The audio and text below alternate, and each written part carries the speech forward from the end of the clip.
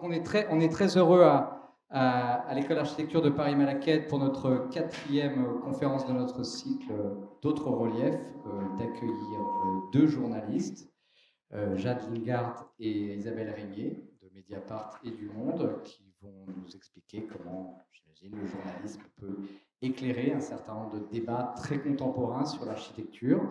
Je laisse tout de suite la parole à Océane Ragoussi, architecte et commissaire de ce cycle de conférences pour la présentation, et très bonne conférence à tous.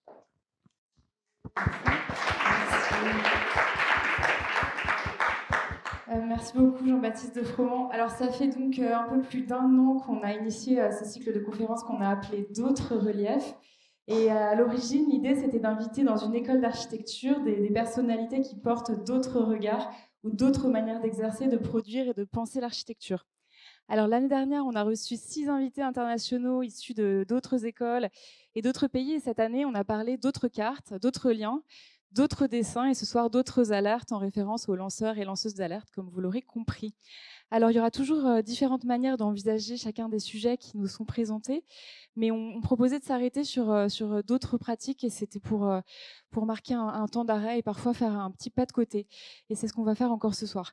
Alors avant de vous les présenter, on va juste vous rappeler le programme de cette année. Après avoir accueilli Alexandra Arène, Antoine Picon, Joël Zask et Arduino Cantafora, le 25 avril, on parlera d'autres mines et en particulier du lithium en Alsace avec Marie Lechner. Le 2 mai, on parlera d'autres parcours avec des architectes aux expériences remarquables, toutes et tous diplômés de Paris-Malaquais. Le 21 mai, enfin, on parlera d'autres écoles, de pédagogie et d'alternative avec Patrick Bouchin, Roxane Pellissier de l'école Zéro et Sophie Penn. Alors, je voudrais remercier particulièrement ce soir Fanny Lopez, professeure à Paris-Malaquais, grâce à qui on a eu l'opportunité d'inviter Jade Lingard et qui nous a ensuite permis d'organiser cette rencontre qu'on attendait avec impatience avec Isabelle Régnier. Alors, comme vous le savez, le cycle de conférences de l'école est programmé avec le soutien du comité curatorial de l'école, qui regroupe une dizaine d'enseignants et d'enseignantes de Malaquais. C'est Hélène Delatte qui en assure la communication, le studio Taniguchi en Beauce, le design graphique, et merci à Marin pour la technique. Enfin, merci à Rémi de WRP Productions pour la captation de cette discussion qui est retransmise en direct. Donc bonsoir à vous qui nous écoutez depuis d'autres endroits. Comme à chaque fois, je vous rappelle que la discussion d'aujourd'hui est organisée en priorité à destination des étudiants et des étudiantes. Donc je m'adresse à vous ici. N'hésitez pas à prendre la parole et à poser des questions.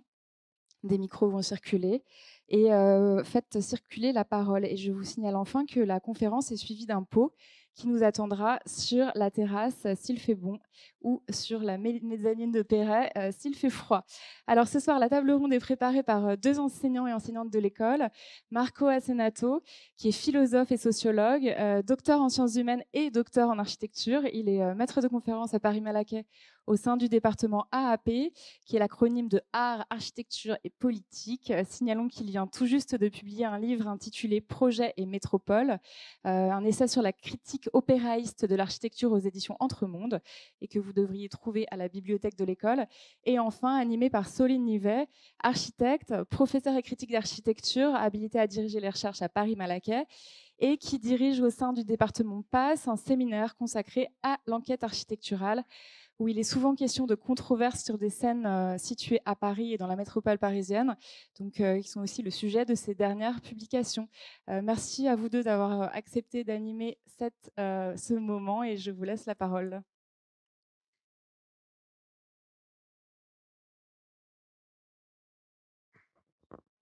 Merci. Oui. Merci Océane, merci Jade et merci Isabelle pour cette soirée. Donc je vais vous exposer le principe. Ce qu'on s'est dit, c'est qu'à partir de quelques questions à Isabelle et à Jade, on voulait essentiellement permettre aux étudiants de poser les leurs. Pourquoi inviter des journalistes dans une école d'architecture ?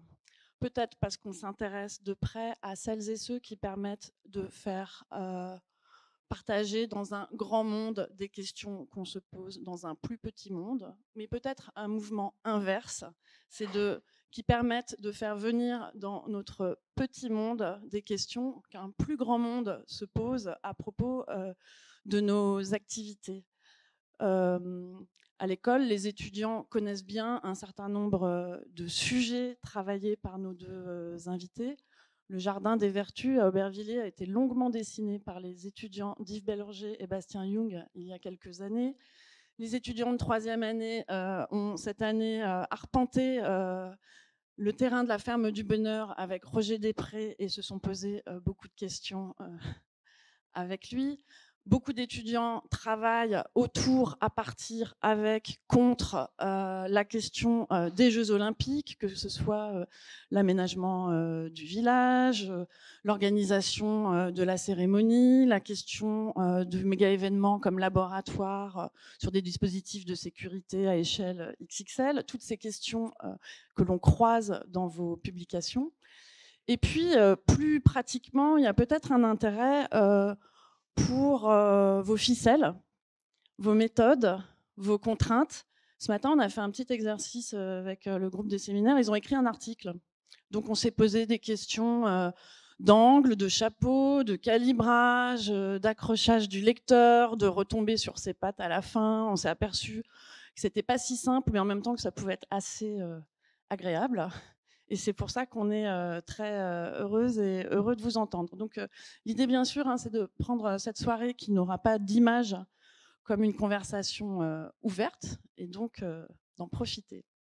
Je vais commencer par présenter Isabelle Régnier, qui est donc journaliste au Monde, où elle est dépositaire de la rubrique architecture. Isabelle, vous avez commencé par faire des études d'économie, puis sciences politiques, un détour aux États-Unis sur des questions muséales, et ensuite, vous avez d'abord écrit sur le cinéma. Ce qui, évidemment, a fait grand bruit quand vous êtes passé à l'architecture au Monde. Évidemment, les architectes se sont dit, mais comment, non seulement elle n'est pas architecte, certainement, elle n'y connaît rien, et en plus, elle vient du cinéma. On en parlera dans un instant et vous nous expliquerez ce parcours et ce qui a provoquer, fabriquer ce passage d'un domaine à l'autre, ce que ça vous permet peut-être de faire, les modèles que vous avez et comment vous vous y êtes prise pour construire votre démarche, sinon votre posture. Je passe la parole à Marco. Ça marche? Oui. Donc, Jade, vous avez été membre du comité de rédaction de la revue Mouvement. Vous avez ensuite commencé à écrire pour Les Inrocks Ultimes. Et aujourd'hui, vous êtes responsable du pôle écologie de Mediapart, où vous vous occupez d'injustice environnementale, de pollution industrielle, d'écologie urbaine, de nucléaire. Et vous êtes également responsable du pôle écologie de Mediapart. Donc, vous rencontrez l'architecture, on dirait, latéralement. Enfin, ce n'est pas au centre de votre travail, et pourtant, elle est prise par toutes les questions que vous abordez dans vos enquêtes. Vous êtes aussi l'autrice de plusieurs livres. Je vais en citer 4. Un, c'est celui dont on va peut-être parler un peu plus ce soir. C'est Paris 2024, une ville face à la violence olympique, aux éditions Divergence, qui a été, entre autres, un livre au centre d'un des intensifs de cette école. C'est-à-dire qu'il y a des étudiants de cette école qui ont travaillé sur votre livre, sur votre enquête. Et ensuite, j'en cite 3 d'autres. Éloge des mauvaises herbes, c'est que nous devons à la ZAD, aux éditions Les Liens qui libèrent, en 2018. Jeux, crise climatique, la planète, ma chaudière et moi, la découverte, 2014. Et La France invisible, encore la découverte, 2006.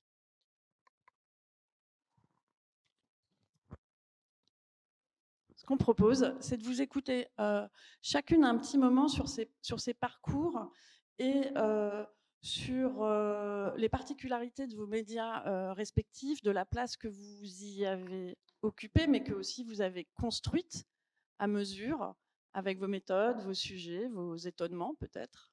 Voilà, peut-être on commence par Isabelle.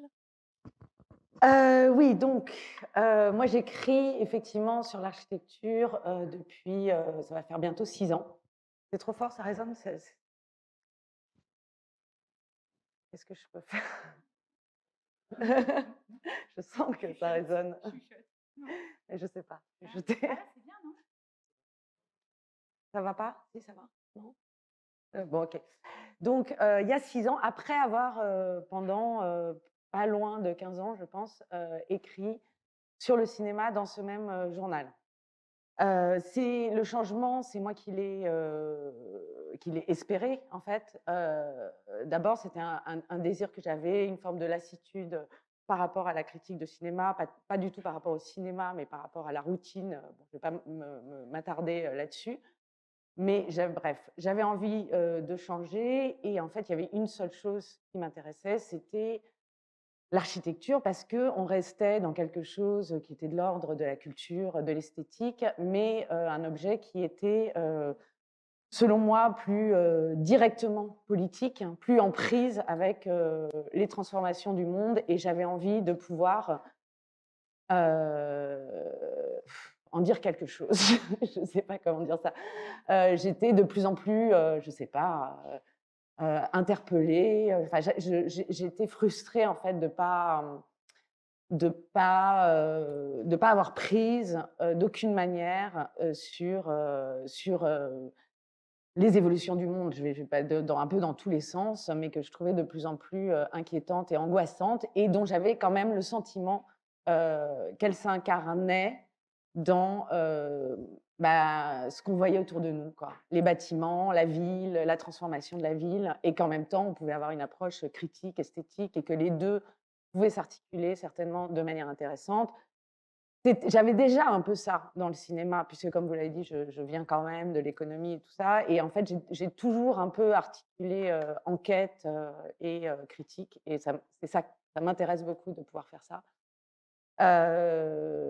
Et j'avais aussi, si on parle de modèles et d'influence, si je me suis intéressée à l'architecture, c'est vraiment parce que c'est à force de lire les articles de mon éminent confrère qui m'a précédé, qui était Frédéric Edelman, qui est décédé récemment, qui a tenu pendant plusieurs décennies en fait, la rubrique que j'occupe aujourd'hui, et qui était un chroniqueur vraiment remarquable. Enfin, moi, je ne connaissais rien à l'architecture de fait, et ses papiers, s'il n'avait pas l'écriture qu'il avait, s'il n'avait pas le rapport à la ville qu'il avait, je ne m'y serais pas intéressée à l'architecture, en fait. C'est vraiment lui qui m'a... d'abord, c'était le plaisir de lire ses papiers, et puis, je ne sais pas, c'était très insidieux, quoi. Mais un jour, je me suis dit, mais c'est passionnant, et puis ça a l'air d'être le meilleur métier du monde, en fait. En tout cas, comme journaliste, ça a l'air d'être un job incroyable. Et puis, donc, ça a fait son chemin. Et à un moment, il y a eu, voilà, il y avait un peu un jeu de chaises musicales au journal. J'ai senti que c'était peut-être possible. Enfin, je me suis manifestée. Et d'ailleurs, avant de me manifester, je suis allée voir Frédéric Edelman, parce que j'avais quand même conscience de l'incongruité de mon geste. Et je me disais, il faut quand même que... Je ne connaissais pas très bien Frédéric, mais je le respectais beaucoup et je le connaissais quand même un peu. Et je me suis dit, il faut que j'aille lui en parler, puis que je vois la tête qu'il fait, quoi. Bon, c'était un peu le test, quoi. Et j'avais assez peur, quoi. J'avais vraiment peur qu'il me regarde en me disant, mais ça va pas, ma pauvre fille, tu connais rien à l'architecture, qu'est-ce que tu vas... Et en fait, il m'a énormément encouragée. Et après, voilà, ça a pris un certain temps, juste de choses administratives, de logique un peu interne d'une grosse machine comme le monde. Ça aurait pu ne pas marcher. Ça a pris 2 ans, et 2 ans qui... je me suis dit, c'est un peu comme une grossesse, quoi. On se dit, finalement, c'est 9 mois, c'est long, ça prend du temps, ça traîne, mais en fait, ça sert à quelque chose. Et là, ça m'a permis quand même ces 2 ans de lire des livres, voilà, de me donner quand même un petit socle à partir duquel, depuis, j'essaye de construire, quoi. Voilà. Donc après, sinon, si on parle de modèle, Frédéric, lui, il avait un modèle qui m'a un peu transmis d'une certaine manière, qui était la grande critique d'architecture du New York Times des années 70, un peu 80, qui s'appelait Ada Louise Huxtable, et qui avait comme lui, qui avait comme moi aussi, une même approche, une idée quand même d'appréhender la... Elle était architecte, hein, Frédéric d'ailleurs aussi, enfin, il avait fait des études d'archi qu'il n'avait jamais fini, mais bon. À la différence de moi, mais qui avait cette approche, voilà, d'architecture imbriqué dans la ville, indissolublement lié quand même avec la fabrique de la ville, et qui avait une voix très très forte, quoi, très politique, très assumée. Voilà, et donc très, très inspirante et forte, quoi, puissante. Elle avait un pouvoir, elle s'en servait, elle avait de l'influence. Et aujourd'hui, bon, c'est quelque chose moi, je ne vois pas tellement d'équivalent en France aujourd'hui, en tout cas dans la presse généraliste. L'architecture est très très peu traitée, et en tout cas, elle n'est pas traitée dans le cadre d'une rubrique avec quelqu'un qui aurait un suivi comme ça. Il y a des choses ponctuelles qui s'écrivent, sinon c'est vraiment dans les revues, et dans les revues, je trouve que c'est très peu politique, quoi, ou alors dans des publications vraiment très très très confidentielles, voilà. Mais à l'étranger, il y a moi il y a des critiques que j'admire énormément, qui sont un peu des phares, qui sont même des modèles, enfin, qui me réveillent. Parfois, je lis leurs articles et je me dis, oh là là, mais je suis trop molle. Et qui sont Holly Wainwright au Guardian et Michael Kimmelman au New York Times, qui ont une approche extrêmement politique, tout en étant des critiques. Kimmelman, ça a été pendant très longtemps le critique d'art du New York Times. Et je trouve ça super intéressant parce que ça me fait penser à Jade, qui a longtemps écrit sur l'art contemporain. Je ne sais pas si ou à moi, voilà, qui est à un moment donné être dans ces secteurs de l'art contemporain, du cinéma, qui nous ont attirés, qui nous ont inspirés, qui nous ont nourris. Il y a quelque chose, à un moment, on s'est retrouvés un peu comme je ne sais pas, manquant un peu d'oxygène et voulant un peu ouvrir les fenêtres et faire quelque chose qui avait peut-être plus de sens et d'impact. Et je pense que Kimmelman, à qui j'ai jamais vraiment trop parlé, à part des petits échanges sur Twitter, mais je pense que ça procède de la même chose, surtout que de l'architecture, il est vraiment passé à la ville, etc. Et voilà, eux, c'est vraiment, c'est des grandes inspirations pour moi. Et puis en France, sinon, il y a aussi quelqu'un de très très très important qui a été, qui est une sorte là aussi, de grande référence, et puis qui le reste aujourd'hui. Mais c'est Françoise Fromono, donc qui a longtemps dirigé cette revue qui était Criticat, et qui fait des livres absolument géniaux, des livres enquête, en fait, qui a une espèce d'approche comme ça, enquête, et notamment son enquête sur les Halles à Paris a été voilà, quelque chose de tout à fait fondateur dans ma démarche, dans mon approche, et voilà. Donc,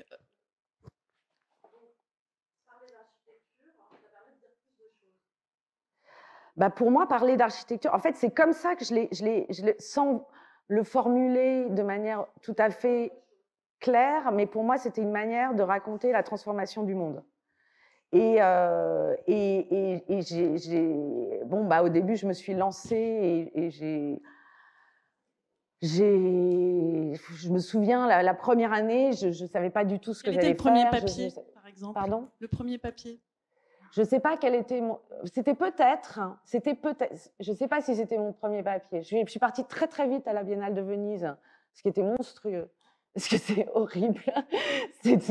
Faut ingurgiter en même pas 48 heures l'intégralité de cette expo hallucinante, et après il faut en sortir une page en une nuit. Et c'est vraiment c'est un challenge. C'était vraiment, c'était dur. Mais bon, j'avais l'expérience du Festival de Cannes. J'avais quand même un socle pour des choses un peu dures et physiques comme ça, des épreuves.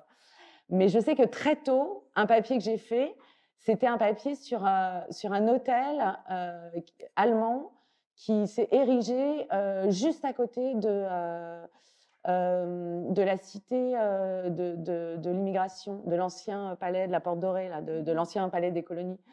Et j'habitais juste à côté. Et j'ai vu ce truc sortir de terre, alors que je n'écrivais pas encore sur l'architecture, mais c'est une hérésie, mais absolue, quoi. C'est une espèce d'hôtel qui ne sert à rien, une architecture hideuse qui est collée à ce palais. C'est la plus belle porte de Paris, quoi. Il y a des raisons pour ça.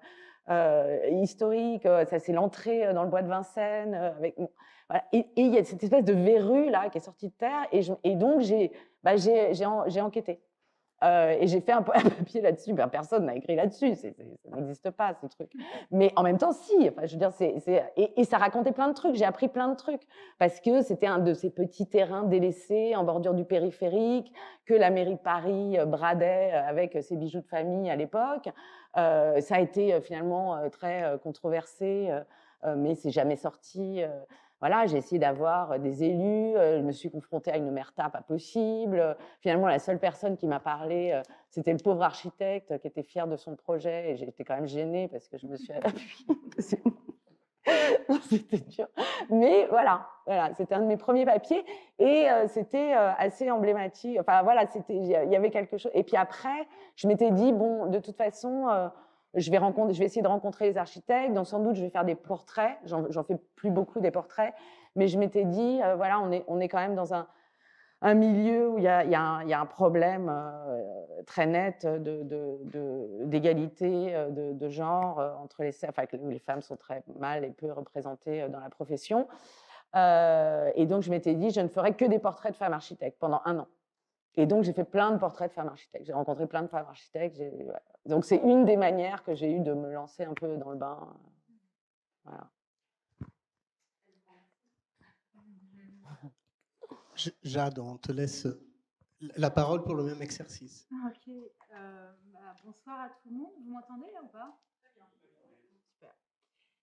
Merci beaucoup de cette invitation, de me permettre de... Je pas dit merci. Voilà, je le dis pour toi. De discuter toutes les deux, puisqu'on se connaît, on peut le dire, avec Isabelle, on se connaît depuis longtemps, et en même temps, on se voit pas si souvent, donc c'est intéressant comme...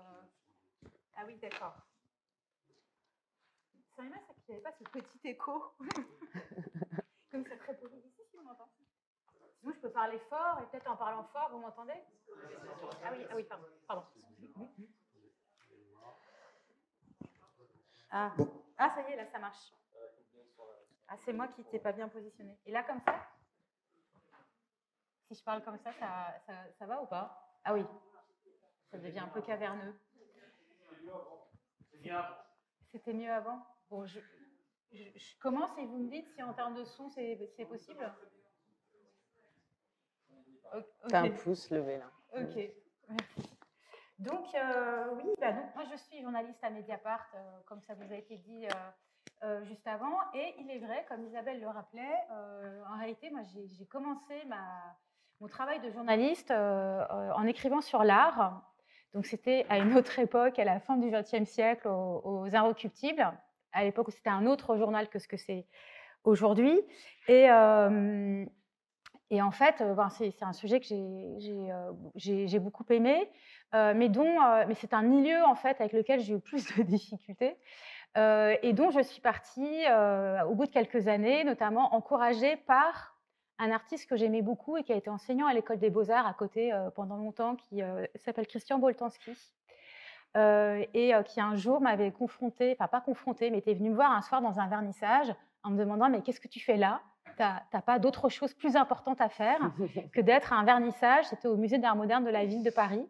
Et c'est vrai que cette interpellation, dans sa simplicité, m'a paru complètement évidente.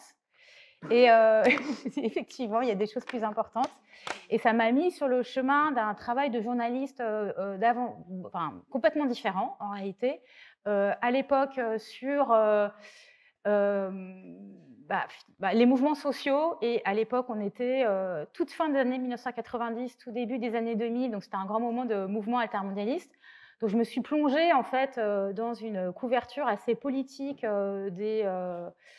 pour les Inroc, des mobilisations sociales, et un peu au croisement de production d'une pensée intellectuelle et mobilisation.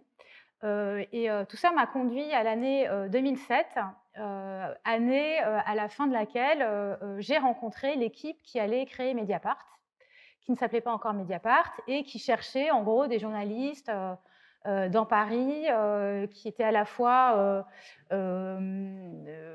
suffisamment indépendants d'esprit et en même temps suffisamment ouvert d'esprit pour se lancer dans l'aventure d'un journal dont, à l'époque, très honnêtement, personne ne pensait qu'il allait vraiment réussir qui est devenu Mediapart et qui, finalement, 15 ans, un peu plus de 15 ans, 16 ans après, se porte pas mal.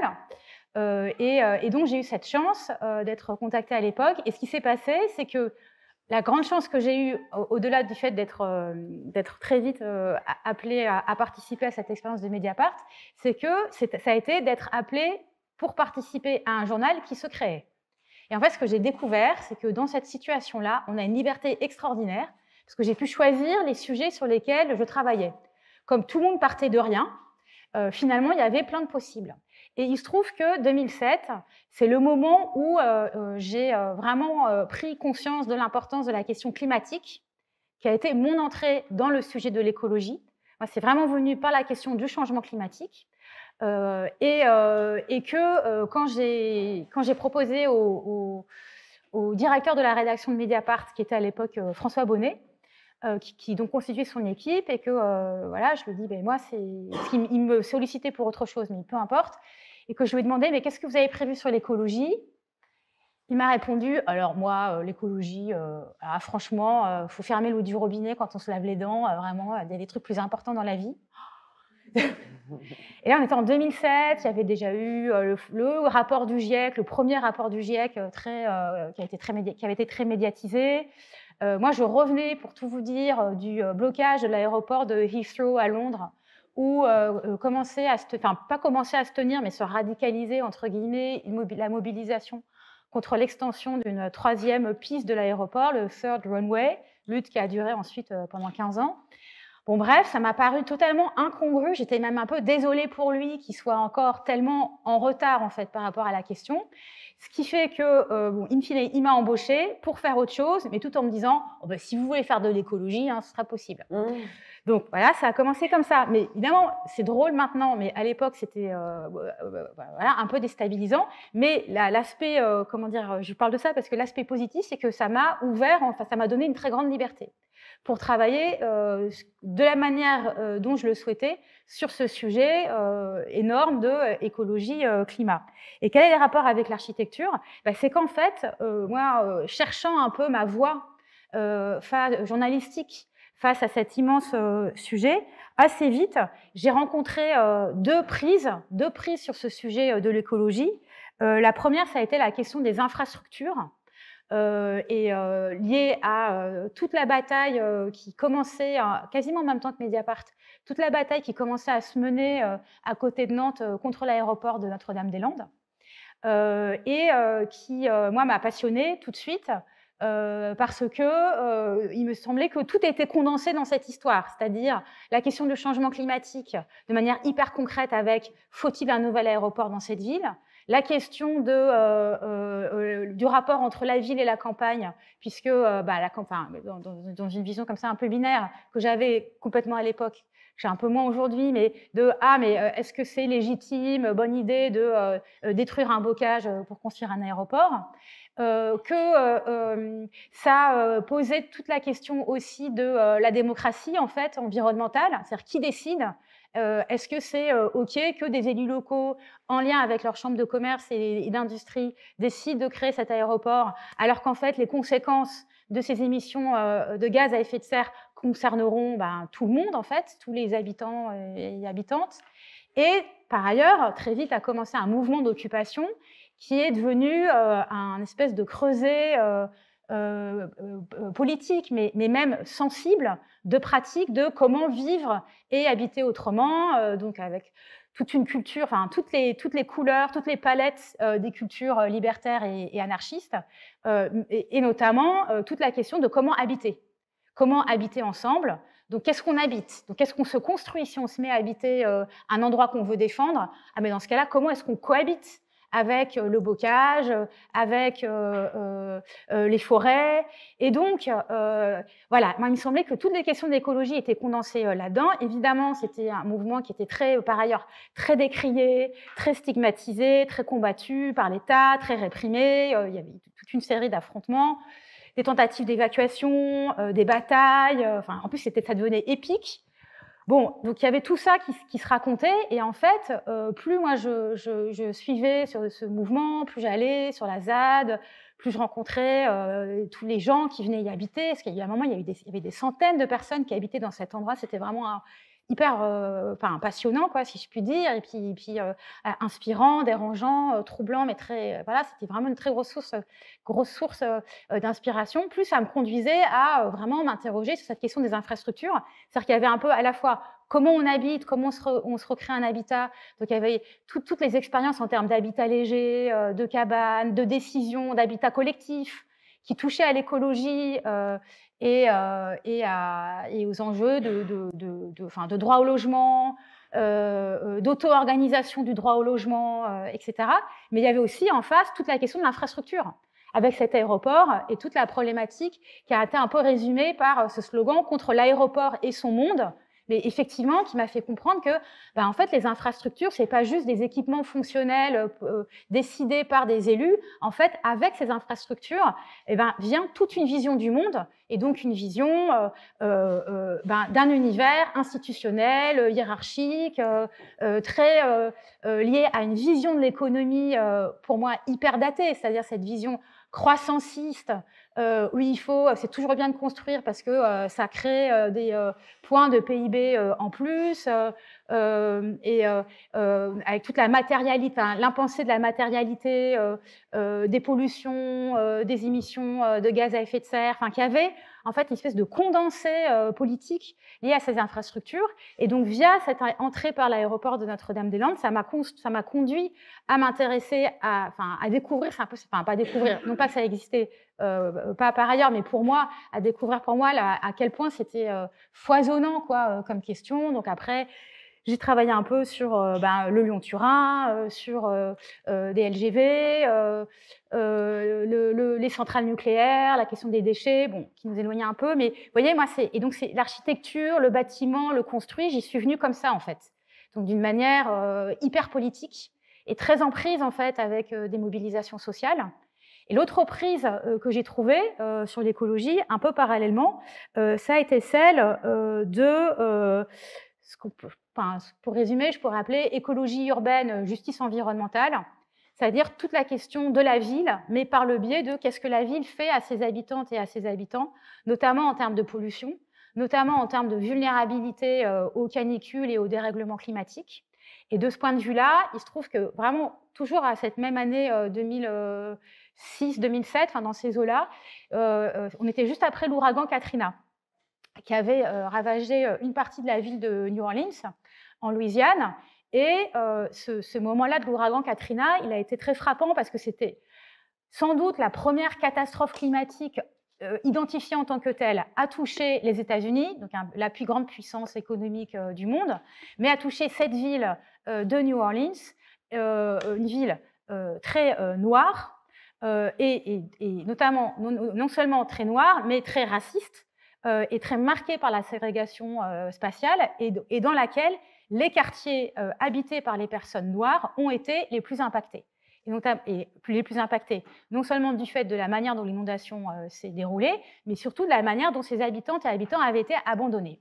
Et suite à ça, il y a eu un film, alors qui est très critiqué parce qu'il exagère à plein d'endroits, mais qui pour moi a vraiment joué un rôle de révélateur, qui est le film de Spike Lee, qui est un documentaire donc sur Katrina, et qui pose en plein cette question du racisme environnemental. Et en fait, moi, ça m'a ouvert en fait tout un monde qui est ce monde des mouvements de justice environnementale, qui sont une partie constitutive fondamentale du mouvement des droits civiques états-unien, même si en France, on a une vision un peu décalée, je dirais un peu datée, souvent Martin Luther King, et puis voilà, mais en fait, pas du tout. C'est des mouvements qui restent très vivants et qui se sont beaucoup renouvelés, et notamment, pas uniquement, évidemment, toute la question des violences policières, mais à côté de la question des violences policières, il y avait toutes ces questions de la dénonciation des injustices environnementales vécues par les personnes habitant dans des quartiers populaires, dans ces villes américaines, qui sont très majoritairement des personnes racisées, comme on dirait en français, des personnes noires, des personnes migrantes, et donc tableau, enfin si je puis dire, situation dans laquelle la question du racisme environnemental est posée en plein. Et moi, il se trouve que je venais d'emménager à Aubervilliers, en Seine-Saint-Denis, où je me suis retrouvée dans une ville qui était assez laide, dans le sens où constituée alors de quelques immeubles voilà, corrects, mais beaucoup d'immeubles faits de rien, beaucoup d'immeubles en mauvais état, un énorme problème de logement insalubre et de mal logement, mais également une ville en partie constituée de friches, de restes d'usines abandonnées, de bouts de cheminées d'usines, etc. Donc, une espèce de paysage à la fois post-industriel et de logements sociaux et de nouveaux quartiers. Et ce qui faisait que, vivant là, c'était impossible de ne pas se poser la question de la ville. Mais de qu'est-ce qu'une ville? Et c'est quoi cette ville face au changement climatique? C'est quoi les questions de pollution? Et ce qui fait que, en fait, mais sans l'avoir décidé initialement, mais je me suis retrouvée finalement à me sentir aussi très habitante d'Aubervilliers et à commencer à porter un discours, ce serait beaucoup trop prétentieux, mais à essayer de dire des trucs aussi en tant qu'habitante. Et en fait, ça m'a conduit avec d'autres habitantes et habitants du département, mais plutôt à Saint-Denis, notamment une personne qui est devenue ensuite une amie très chère, qui est une philosophe, Émilie H. Ça nous a conduit à lancer en 2014 des Toxic Tours, qui étaient des sortes de balades dans des lieux de pollution, bon, dont on pourrait discuter après, avec aussi un autre ami qui était impliqué, lui, dans l'économie sociale et solidaire, Mathieu Gleiman.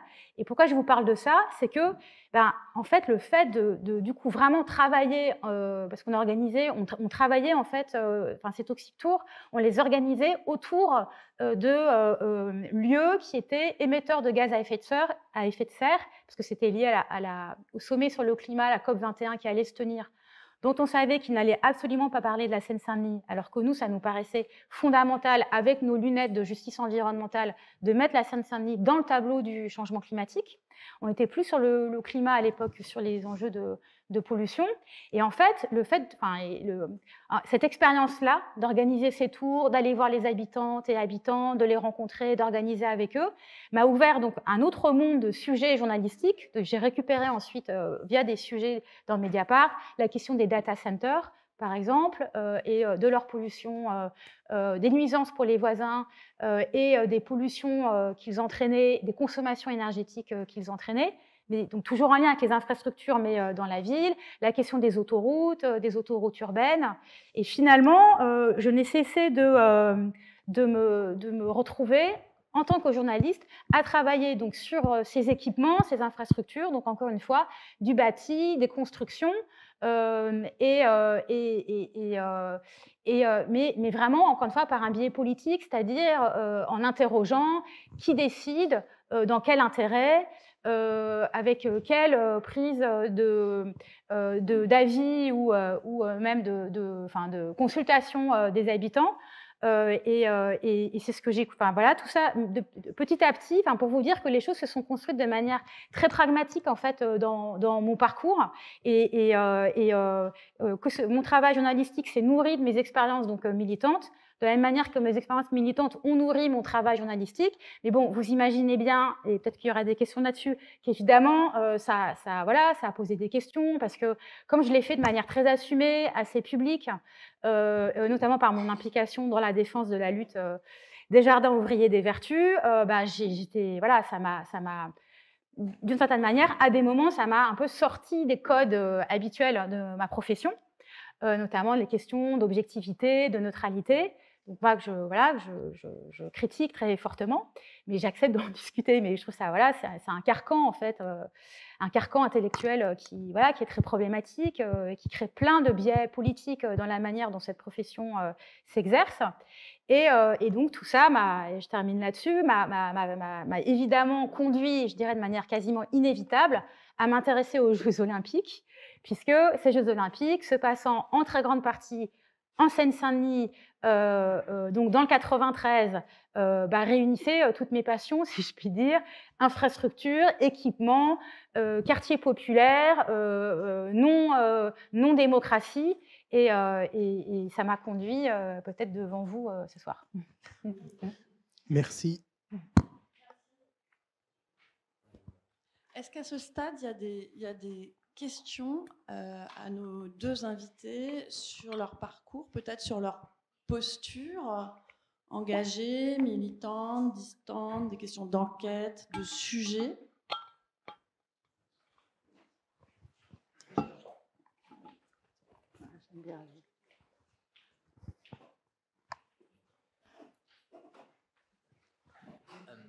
Dans le contexte actuel des médias, surtout avec ce qu'on a pu voir par rapport aux chaînes de TNT, comment est-ce que, plutôt d'un point de vue personnel, en tout cas dans votre pratique du journalisme, vous arrivez à mettre en parallèle donc opinion et une espèce d'objectivité ou d'essayer de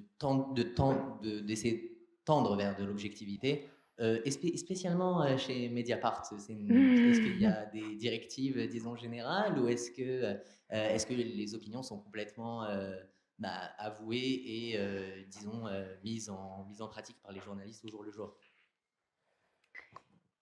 Je réponds et puis après je te... Non, parce que je ne vais pas me monopoliser la parole.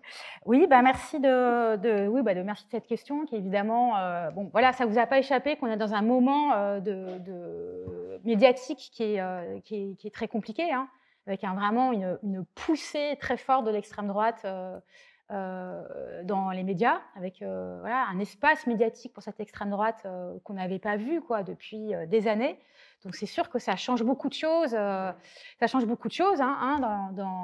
notre écosystème. Comment est-ce qu'à Mediapart, je peux vous faire une réponse depuis Mediapart et puis une réponse plus personnelle. Comment est-ce qu'à Mediapart, on se positionne par rapport à ça? Bon, déjà, on en parle beaucoup entre nous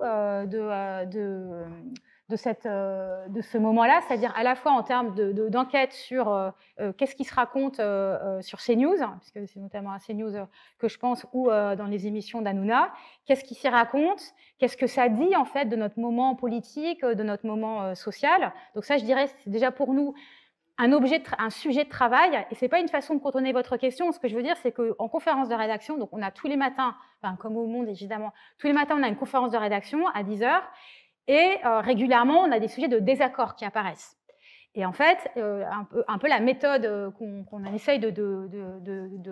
à laquelle on essaye de se tenir à Mediapart, c'est de se dire, quand on n'est pas d'accord sur un sujet, eh ben, on le transforme en sujet journalistique. Donc, voilà, CNews, qu'est-ce qui s'y raconte, comment ça se passe, qu'est-ce qui s'y passe, voilà, donc c'est des enquêtes qui sont en ce moment publiées sur Mediapart. Voilà, ça c'est la première chose. Ensuite, comment la question de l'opinion, comme vous disiez, à Mediapart. En fait, c'est à la fois plus simple et plus complexe que ça. C'est-à-dire quand on est il y a liberté, on a une liberté de penser dans la rédaction. C'est-à-dire personne ne demande de compte à personne sur ce que elle ou il a dit sur son compte réseau social ou quoi. Mais c'est vrai qu'on est dans une communauté de vues, si vous voulez, mais qui est de l'ordre de l'indicible en fait. C'est-à-dire on partage, je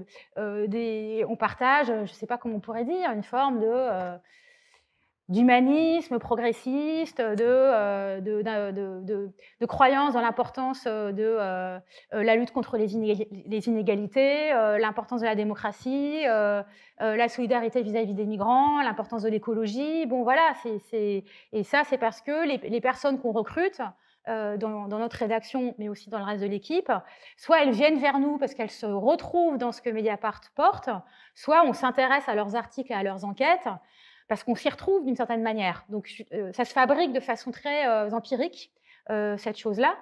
Nous, en fait, en tant que journal, ce qu'on défend, et ce que défend notamment notre nouvelle présidente Karine Fouteau, c'est de dire, on n'est pas un journal militant, on est un journal engagé.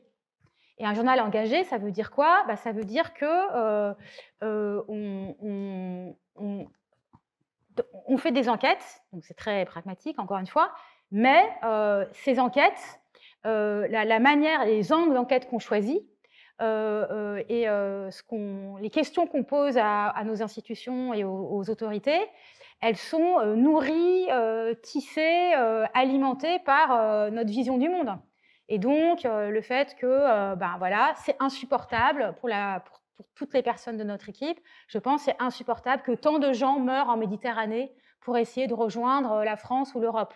C'est insupportable. On n'a pas besoin de se le dire à chaque conférence de rédaction. On sait que pour nous, c'est insupportable. Donc, ça se fabrique d'une manière comme ça très, très quotidienne, très simple, très progressive. Et donc, pour répondre à ce que... après, je termine, mais qu'est-ce que ça conduit, qu'est-ce que ça construit, ça, comme position sur la question de l'objectivité et de la neutralité?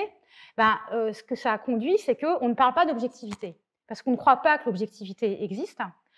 C'est un leurre, en fait.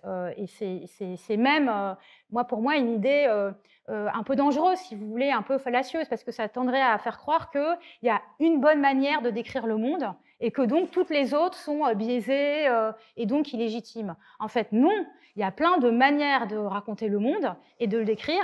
Ce qui compte quand on est journaliste, en tout cas, nous, c'est ça qu'on défend, c'est l'honnêteté intellectuelle. Avant tout, l'honnêteté intellectuelle, c'est-à-dire quand on se rend sur un reportage en ayant en tête qu'on veut dénoncer la malversation de telle mer ou la destruction indue de telle forêt, eh ben, il faut être capable de changer de jugement sur la situation si ce qu'on observe ou ce qu'on entend va à l'encontre de ce qu'on pensait au départ. C'est là que se loge vraiment l'effort journalistique. Donc c'est un effort d'honnêteté intellectuelle, de sincérité, et moi je dis souvent de générosité. C'est-à-dire de générosité dans le sens, la générosité de disponibilité mentale. C'est-à-dire il faut être capable, lors d'un reportage, d'aller à la rencontre de personnes, par exemple au moment du mouvement des Gilets jaunes, ou là, sur les ronds-points, ou par exemple, là, ces derniers mois, lors des mobilisations d'agriculteurs et d'agricultrices, il faut être capable d'y aller et d'écouter ce qu'on nous dit, y compris si ce qu'on nous dit ne correspond pas à ce que nous on pense ou à ce qu'on voudrait entendre, et d'accorder du crédit et de l'importance à ce qui est dit, y compris au point de pouvoir changer d'opinion. Vous voyez, c'est plutôt... Donc, ce n'est pas une question d'objectivité, c'est une question de honnêteté, générosité, et ensuite de rigueur. Et de rigueur, et là, voilà, c'est pas très fun, mais la rigueur journalistique, c'est-à-dire la vérification des faits. Et là, on a toute une méthode que partagent plein d'autres collègues journalistes et que le monde partage complètement. Vérification des faits, contradictoire. Si on nous dit quelque chose qui concerne quelqu'un, eh ben, il faut absolument appeler, échanger avec la personne concernée, critiquer, pour avoir, elle, sa version de l'histoire, c'est avoir plusieurs sources par histoire, tout vérifier. S'il y a des sources anonymes, avoir plusieurs sources pour vérifier un fait et donc ne pas se retrouver en situation de répéter une rumeur, chercher le maximum de documents, factualiser au maximum les faits qu'on rapporte. Donc, bref, toute la méthodologie journalistique. Et ce qui fait que nous, c'est comme ça qu'on y répond, plutôt que par, vous voyez, une discussion un peu définitive sur l'objectivité ou l'engagement. Alors moi, ça ne se pose pas du tout, pas vraiment, en tout cas dans les mêmes termes, parce que je pense qu'au monde, il y a quand même cette croyance qui est un peu propre aux journalistes dans une forme d'objectivité qui serait un horizon ou un idéal à atteindre, voire un devoir. Moi, personnellement, je suis assez sur la même ligne que Jade. Je ne crois pas tellement à ça. Et il se trouve que l'endroit où je suis, justement, entre enquête et critique, me permet tout à fait de faire sans. C'est-à-dire que moi aussi, évidemment, que dans l'enquête en particulier, justement, il s'agit de vérifier les faits. Enfin, je m'inscris vraiment, enfin, je souscris pas mal à ce que dit Jade.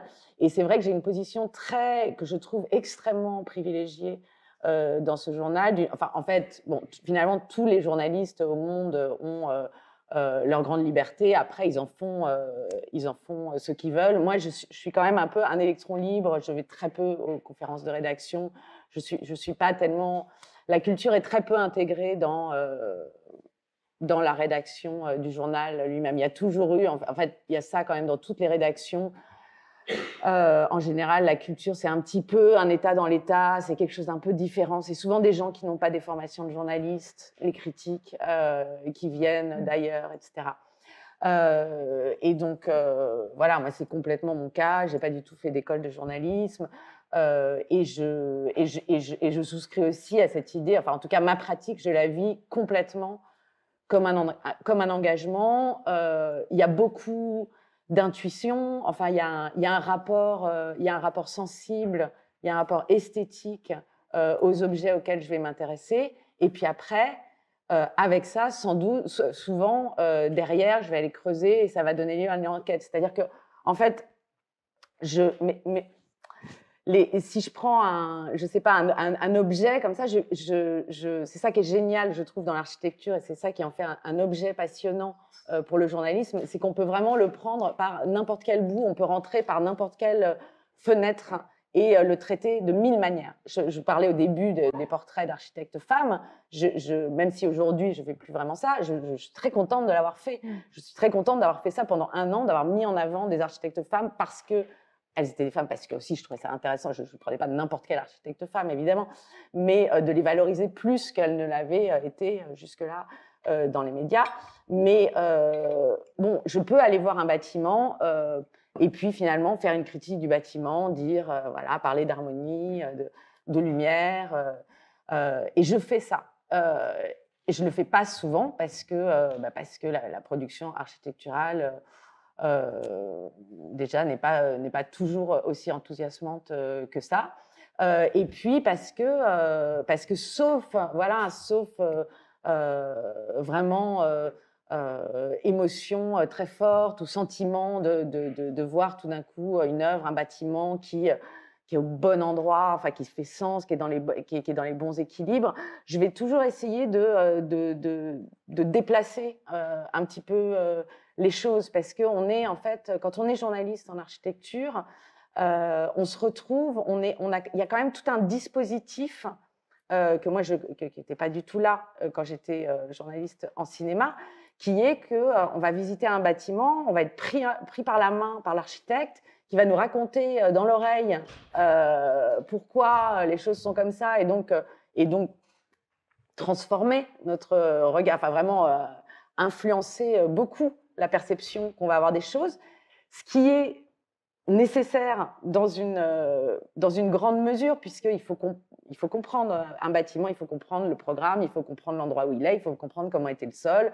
il faut comprendre les conditions sociales et tout ça. Donc si on le voit comme ça, on le découvre comme ça, seul, il va nous manquer des éléments pour pouvoir le comprendre. Mais aussi, à un moment donné, il y a une forme de... c'est une distance qui est pas simple à trouver et qui souvent donne envie de regarder les choses sous un angle différent. Là, par exemple, je reviens j'ai passé 8 jours à Tokyo et j'ai été invitée par des architectes américains, une agence qui s'appelle Pelli Clark Partners, quelque chose comme ça. Et c'est l'agence de César Pelli, qui est un architecte qui a quand même compté un peu à son époque, qui est décédé maintenant.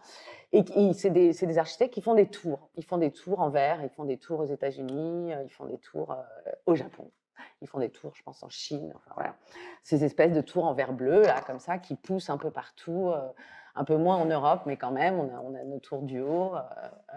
Voilà, mais il y a des régions, en particulier en Asie, enfin, il n'y a plus que dans les pays du Golfe, aux États-Unis, où ces tours bleues, là, c'est vraiment le nouveau paysage urbain.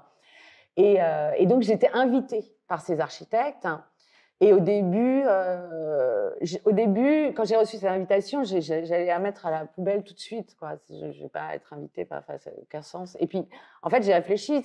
Déjà, ça faisait, depuis que j'ai commencé cette rubrique, je me disais, il fallait quand même que j'aille au Japon. Je connaissais le Japon, mais je n'étais jamais allée pour l'architecture. C'est quand même un pays majeur pour l'architecture. Et donc je peux me faire financer un voyage par ma rédaction en chef, c'est quelque chose de possible, mais il faut avoir vraiment il faut que j'ai un programme, enfin, j'ai une vraie bonne raison, quoi. C'est pas, je vais pas dire j'irai bien au Japon, quoi.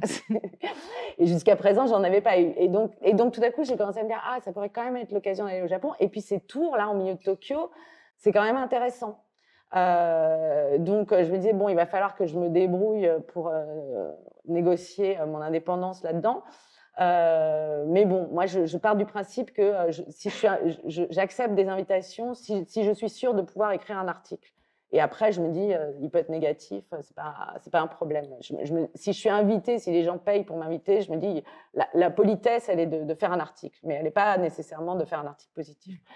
Donc, bon, après, là, c'est un voyage long. J'ai quand même... bon, ça leur a coûté cher. Mais, voilà. Mais j'ai décidé d'y aller. Et donc là, on s'est retrouvés avec les architectes qui vous vendent leur soupe. On a vu les promoteurs. Et puis il y a c'est un discours. Enfin, c'est quelque chose de très... et avec un pool de journalistes, un Américain, un Canadien, qui eux ont l'air de trouver ça très bien. Tout le monde trouve ça très bien. Bon. Et donc là, il faut un peu se blinder, quoi, pour garder son indépendance d'esprit, de vue. Et c'est là aussi, donc c'est là qu'il faut réussir à déplacer. C'est très important de pouvoir déplacer les choses. Et moi, j'ai profité du voyage, je l'ai prolongé aux frais du journal, pour le coup, pour rencontrer plein d'architectes, pour voir plein de projets, et pour discuter de Tokyo, de comment ça se passe, de quelle est la place des architectes à Tokyo, quelle est la place de l'architecture dans ce pays, quand même le pays de 9 prix Pritzker, mais où en fait on sent que le néolibéralisme en roue libre, le grand capital mondialisé est en train de prendre le pouvoir là comme ailleurs, quoi.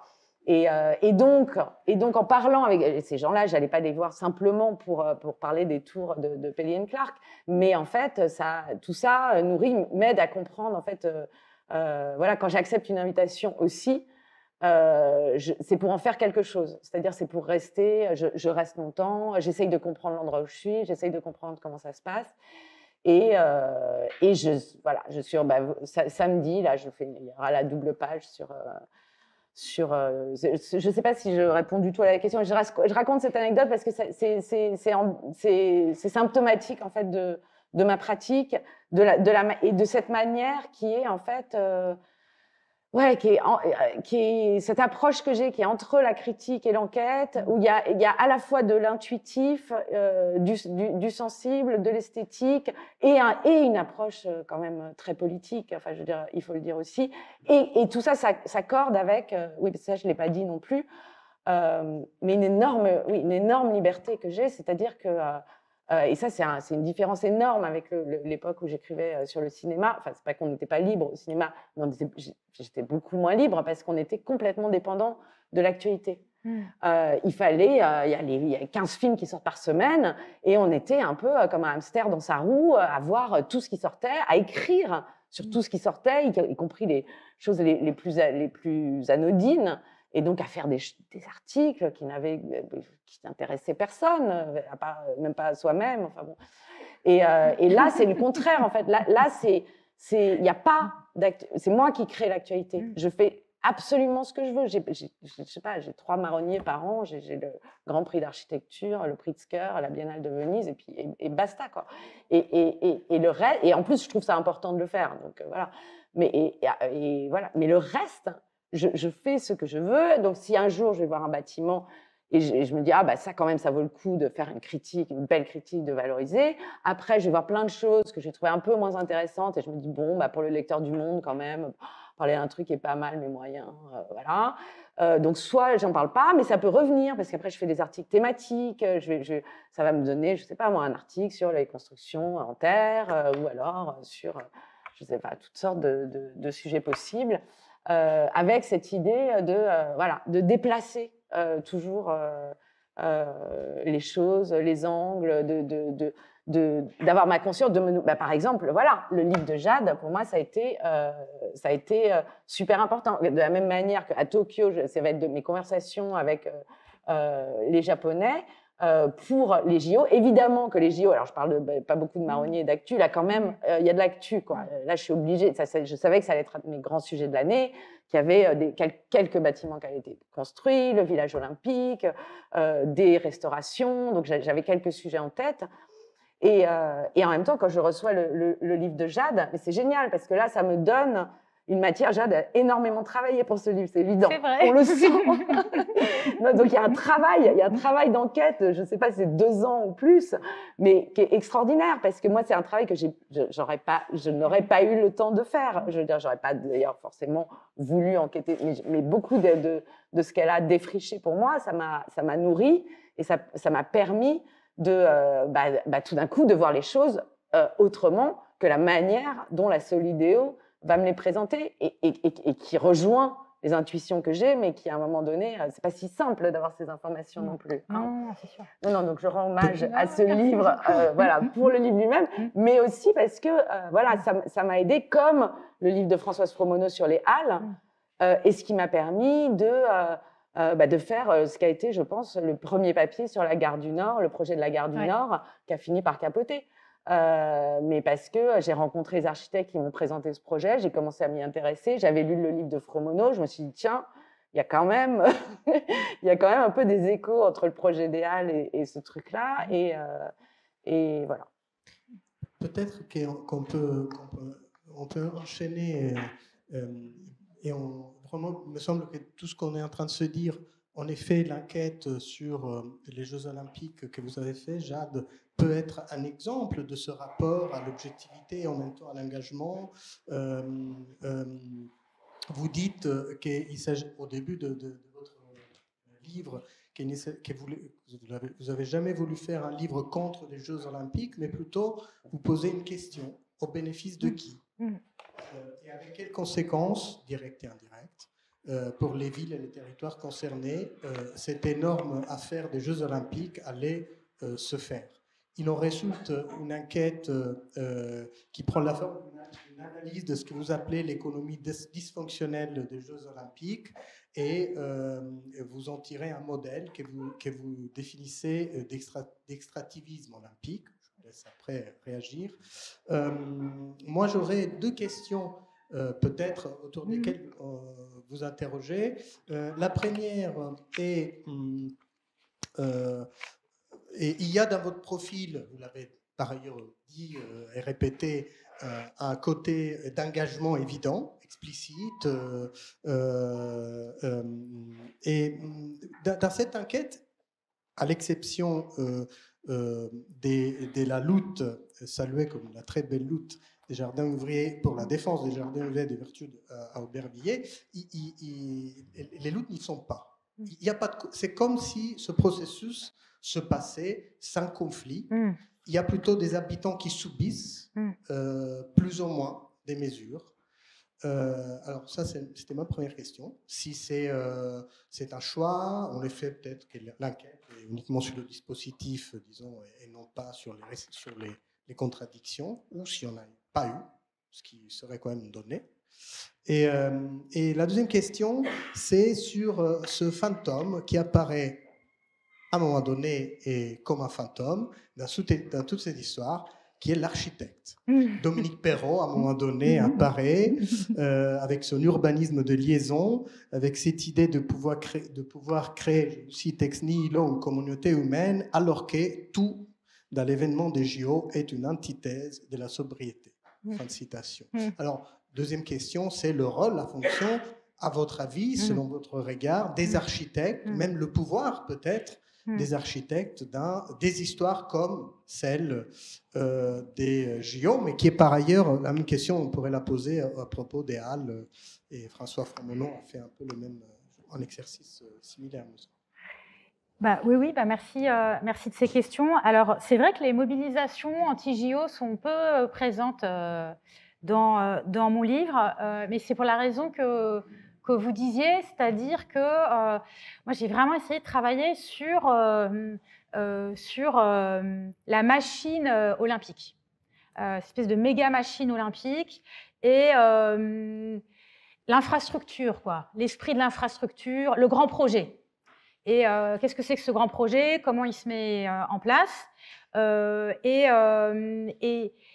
c'est vrai aussi que c'est là où, comme Isabelle disait, il y a beaucoup de travail, c'est qu'en fait, moi, j'ai commencé très tôt à travailler sur les jeux, mais parce que comme j'habitais à côté, c'est en fait, sous mes yeux, et c'est ce que j'ai déjà dit à plusieurs reprises, mais c'est vrai qu'à un moment, on s'est retrouvé avec une forêt de grues qui était la plus grosse concentration, c'était pour la construction du village olympique, donc, qui est à la rencontre de l'île Saint-Denis, de la ville de Saint-Ouen et de la ville de Saint-Denis, près du quartier Pleyel. Et bref, et à un moment, il y a eu cette concentration de grues, on ne voyait que ça. C'est-à-dire où qu'on se trouvait, c'est-à-dire qu'on soit sur l'autoroute A86, qu'on soit près du Stade de France, qu'on soit du côté Gennevilliers, en fait, ces grues étaient là. Et en fait, ça m'a vraiment, c'est un peu une vision qui m'a, si je puis dire, qui m'a portée. C'est-à-dire, je me suis dit, mais là, en fait, là, il se passe quelque chose qui n'est pas simplement un chantier. C'est-à-dire là, il y a un déploiement de matériel, alors pas de béton, parce que c'était beaucoup en bois, mais enfin bon, il y avait quand même du béton, mais il y a un déploiement de BTP, il y a un déploiement de capital, il y a un déploiement de volonté politique de reformater un territoire qui se matérialisait sous mes yeux, quoi, par ces grues. Et c'est vraiment ça. Moi, je me suis dit, mais c'est ça que j'ai envie, c'est l'esprit c'est l'esprit de ce gros projet, quoi, que j'ai envie d'essayer de saisir. Et donc, c'est vrai que c'est plutôt ça, c'est plutôt ce fil-là, c'est plutôt cette voie-là que j'ai suivie pour le livre. Ça, et à la fois cette un peu obsession-là, et à côté, qu'est-ce qui se passait pour les habitants. C'est-à-dire que, en fait, moi, j'avais en tête ce qui s'était passé au moment de la construction du Stade de France. Donc, c'était en 1998, pour la Coupe du Monde de foot. Se construit donc à Saint-Denis le Stade de France, donc qui est aujourd'hui un des je sais pas comment dire, monuments sportifs les plus importants en France, et d'ailleurs qui va être très utilisé pour les JO. Mais à l'époque, on a oublié, mais quand on se replonge un peu dans cette histoire, à l'époque, en 1998, ça a été un événement, la construction de ce Stade de France, parce que c'était le premier gros équipement construit dans cette partie de la Seine-Saint-Denis qui était en fin de déprime post-industrielle, quoi, et qui correspondait aussi à tout un moment d'aménagement de la plaine Saint-Denis par les municipalités communistes, qui avaient fait venir des grands groupes industriels, SFR, Orange, etc., pour s'installer dans cette zone, un peu une politique de zone franche d'une certaine manière. Enfin bon, bref. Ça pour dire que j'avais en tête ce Stade de France, parce qu'aujourd'hui, le Stade de France, qui est un monument qui paraît complètement intégré à la ville, en fait, évidemment, pas du tout, et que, notamment, pour sa construction, avaient été délogées des familles roms et des gens plus ou moins sans-abri qui avaient trouvé refuge dans cet endroit qui était une friche, en fait. Et il m'a semblé que c'était important de documenter ce qui se trouvait sur le village olympique avant le village olympique. Et donc, en fait, ça m'a plutôt éloignée des mobilisations militantes dans mon travail d'enquête, parce que ce qui m'intéressait, c'était qu'est-ce qui se trouvait sur le territoire, d'une manière très pragmatique, encore une fois, et donc rencontrer les habitants de la cité Marcel Paul à l'île Saint-Denis, qui habitent donc dans des tours. C'est une cité très difficile, très difficile dans le sens très paupérisée. Vraiment en très mauvais état, parce que largement abandonnée par ses bailleurs sociaux successifs, devenue une grosse place de trafic de drogue au fil des années, donc avec beaucoup de tensions entre les jeunes, la police, les dealers, enfin bref, un endroit dur, comme il y en a en Seine-Saint-Denis, et donc endroit concerné par un projet de rénovation urbaine antérieur aux Jeux Olympiques. Mais ce qui s'est passé, c'est qu'à partir du moment où les Jeux Olympiques ont été attribués à Paris, donc ça c'était en 2017, tout le territoire s'est retrouvé en fait pris dans une sorte de processus accéléré de transformation, et donc notamment ces personnes-là se sont retrouvées mises sous pression pour partir le plus vite possible, et donc ça a accéléré leur relogement. Bon, bref, ce que je veux dire, c'est que du coup, moi, je me suis dit, bah, c'est ça en fait, ce sont ces voix-là qu'il faut donner à entendre, parce que ce sont les personnes qui habitent le futur quartier olympique où c'est pourtour. Et en fait, voilà, c'est vraiment ces paroles-là. En fait, vous citiez tout à l'heure ce livre auquel j'avais contribué il y a des années qui s'appelle La France invisible. C'est un peu cette idée-là, c'est-à-dire les personnes auxquelles personne ne prête attention, que personne n'écoute. Ben, en fait, allons les écouter. Moi, je trouve que voilà, c'est aussi la fonction du journalisme, en fait. Et ça, c'est toute la tradition du journalisme d'enquête sociale qui s'est notamment beaucoup inventée aux États-Unis au début du XXe siècle, qu'on a appelé muckraking, ceux qui allaient chercher les fouilles merdes, qu'on a appelé les fouilles merdes, mais qui racontaient comment ça se passe, les conditions de travail dans les usines, dans pardon, le mot m'échappe, mais les trucs de viande, le Meat House District, voilà, de Market de New York, comment se passe la vie dans les taudis à l'époque du Lower East Side de Manhattan. Et en fait, on y va, on raconte. C'est un truc très de base, en fait, très littéral, on va dire, mais qui est pour moi une partie très importante de notre métier. Donc, bref, je me suis un peu... Moi, très influencée, il faut que je le dise, par la lecture de tous ces textes, je me suis dit, en fait, voilà, faisons ça. Et finalement, les mobilisations, il n'y en a pas eu tant que ça.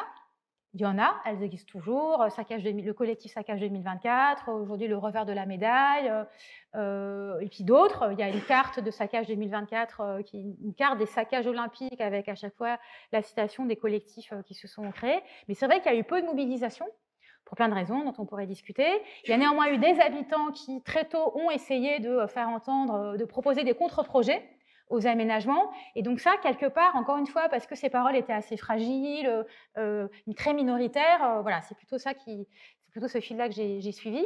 Et quant à la question, mais évidemment, les mobilisations sont très importantes, hein, mais ce n'est pas par mépris, c'est ça que je veux dire. Mais plutôt, voilà, moi, ce qui m'a intéressée, c'est à la fois cette logique de grands projets et les vies, en fait, violentées, voilà, parce que moi, je considère que c'est de la violence, en fait, qui s'est abattue sur elle, voilà, violence olympique. Et quant à la question de l'architecte, en fait, c'est intéressant parce que ça a été aussi un fil que j'ai voulu tirer au début, en me disant « Ah, mais il y a quand même cet architecte Dominique Perrault qui était… tu avais fait une interview géniale de lui au tout début, où…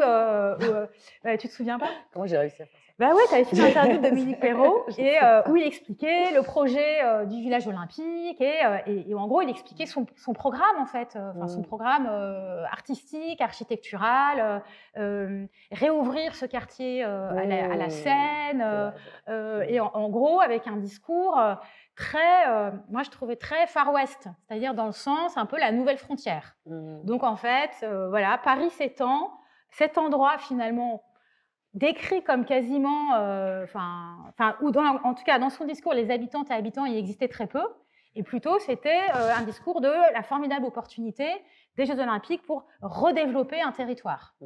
Et donc ça, évidemment, moi, quand j'ai commencé à lire ses propos, puis à l'entendre, puisqu'il était, en fait, il a eu un rôle très important, Dominique Perrault, en tout cas au début. Il a été l'architecte, il n'était pas juste l'architecte du village olympique, il était aussi le concepteur du projet architectural et urbanistique de ce fameux village olympique, ensuite divisé en différents lots. Et ensuite, chaque lot avait évidemment, pour chaque bâtiment, son propre architecte, etc.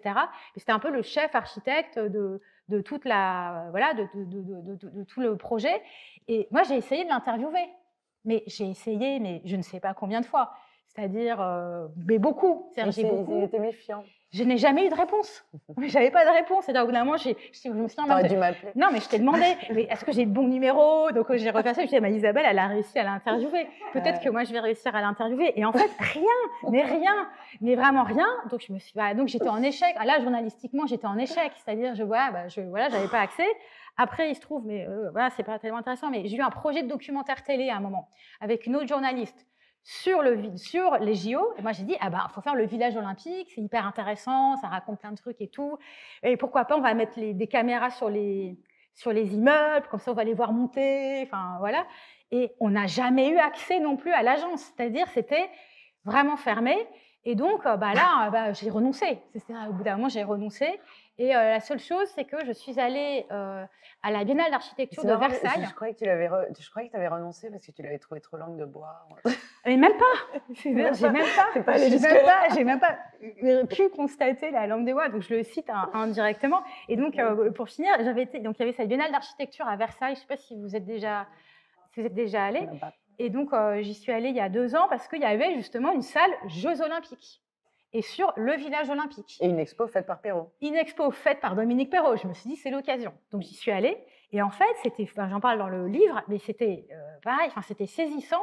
C'est-à-dire, je me souviens de la salle, je me souviens parce que je le mets dans le livre, le nom de l'exposition, c'était District 2024.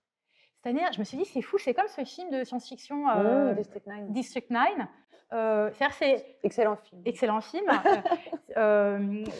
Bon, on en parlera après. Mais, donc, District 2024, moi, je me suis dit, OK, alors en fait, c'est complètement ça. C'est-à-dire, ça n'existe pas. C'est-à-dire, c'est pas Île Saint-Denis, Saint-Denis, Saint-Ouen, c'est pas Quartier Pleyel, c'est pas. Non, en fait, c'est un nouvel endroit. Un peu science-fiction, on part de rien et on va bâtir en fait un nouveau quartier. Là, je me suis dit, en fait, c'est exactement ce qui me choque, sans que je trouve vraiment les mots pour le dire, etc. depuis le début.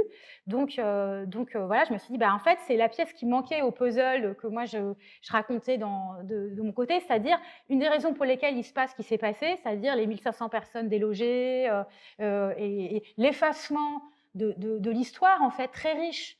De ce quartier, histoire ouvrière, histoire sociale, histoire d'usine, histoire de pollution aussi industrielle très importante dans le quartier où se trouve aujourd'hui le siège du COJO, du comité d'organisation des Jeux. Enfin, bref, un endroit qui est chargé d'une histoire urbaine en fait, qui est très riche. Tout ça disparaît au profit de District 2024. On va faire décoller la ville, le quartier vers un nouvel horizon. Et donc voilà, c'est un peu ça ma vision du rôle de l'architecte dans les villages olympiques. Ouais, alors après, je rebondis là-dessus, juste pour information, parce qu'on est quand même devant un public d'architectes et que je reviens de Tokyo. Mais bon, moi, j'ai été assez critique sur le projet quand même du village olympique, même si j'ai réussi à nuancer mon propos quand même. Mais j'ai vu là celui de Tokyo. Et en fait, je pense qu'il faut quand même se réjouir d'avoir eu un architecte aux commandes de celui de Paris, parce que c'est un désastre absolu. Enfin, je m'en suis presque voulu. Je me suis dit, il faut que je m'excuse d'avoir été aussi critique avec celui de Paris, parce qu'à Tokyo, en fait, il y a tout le quartier de la baie de Tokyo est un quartier de développement immobilier.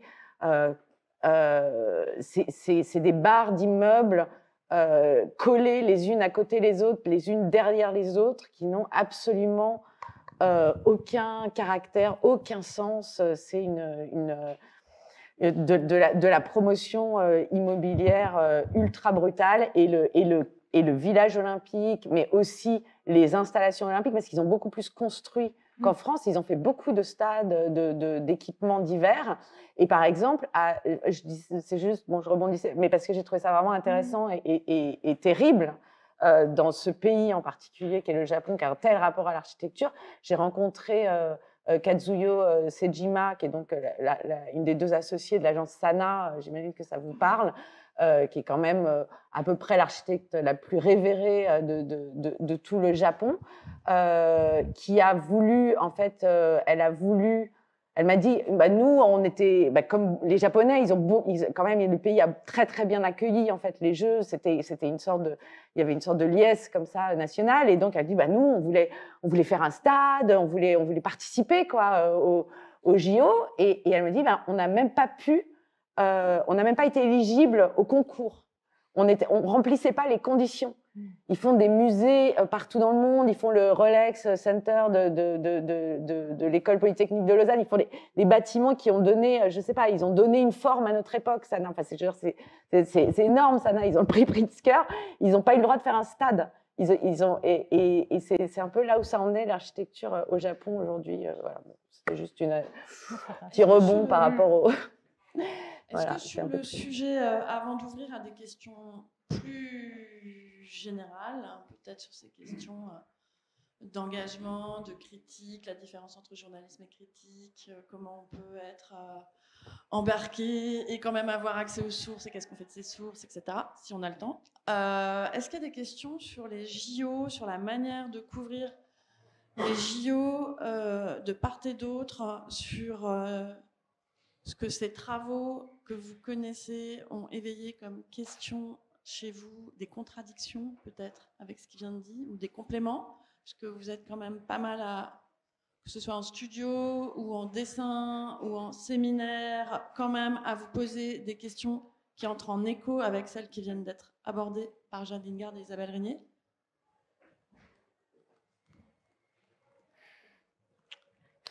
Ils sont complètement HS. C'est une utopie par rapport à Tokyo.